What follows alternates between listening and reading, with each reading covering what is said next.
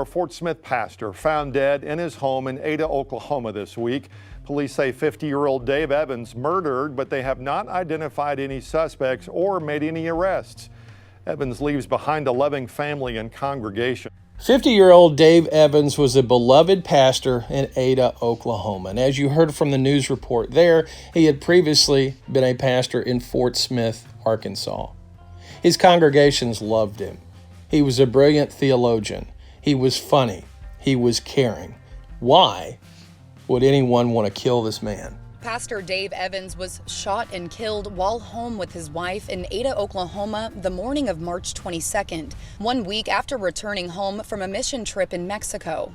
Pastor Dave had been shot beside his loving wife at point-blank range by what she described as an intruder that had burst into their house. She would call 911. When they got there, he was severely injured and would pass away from his wounds. Dave was very, very energetic pastor, very driven to be a pastor and to do well. According to the Oklahoma State Bureau of Investigations, when officers got to the scene, Dave was severely injured and was unable to be saved. Now, those who were close to and loved Evans want to know why something like this happened. Dave Evans seemingly had no enemies. Who would want to kill this beloved husband, father, and pastor? Police struggled to piece together the details. In fact, he had been just back from a mission trip in Mexico when the unthinkable happened. Well, 2 days into the investigation, a bombshell drops. Even after having been interviewed several times, Kristie Evans came back to the Ada Police Department of her own accord to give a full confession. You see, the wife of Pastor Dave painted a very different picture of the beloved pastor, a man tortured by his sexual desires, a verbal abuser who would often mock her because of her weight and appearance. Pastor Dave was much different than the public knew.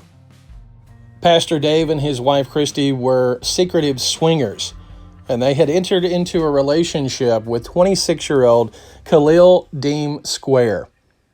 And this three-way relationship that had taken place several times in a local Motel 8 in Ada had in turn blossomed into a relationship between Kahlil and Kristie when the pastor was away to Mexico.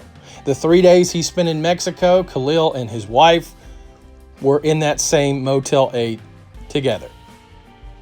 And it was in this motel that Kristie had hatched a plan to have her husband killed. She begged and pleaded and pressed for Kahlil to kill her husband. She would talk about the verbal abuse. She would talk about wanting freedom. She had even expressed that to her family. And in Kahlil, she thought she had somebody that would do her bidding. Kristie had given a full confession to police that not only had she had a side relationship with Kahlil Square, but she had also pushed Kahlil in the direction of murder. Even when he expressed reservations about doing so, she would continue to talk about the abuse that she was suffering and that he needed to step in for her. In fact, on the day of the actual murder, she had left the back door open for Kahlil to come in.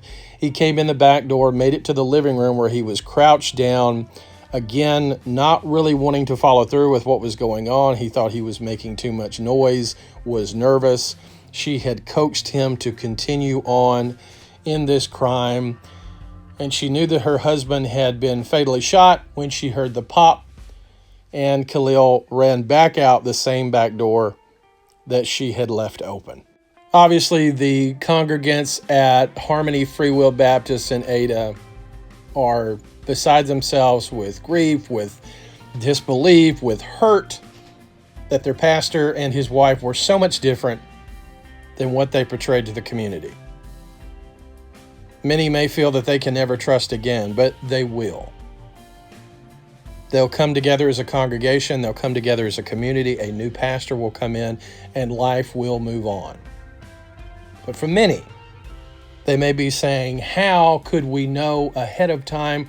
Were there any telltale signs? Well, looking at one of the last pieces of social media that Pastor Dave retweeted back in 2018. The retweet simply said, "A lot of people know me, but they don't know me well." Have a good day, everybody.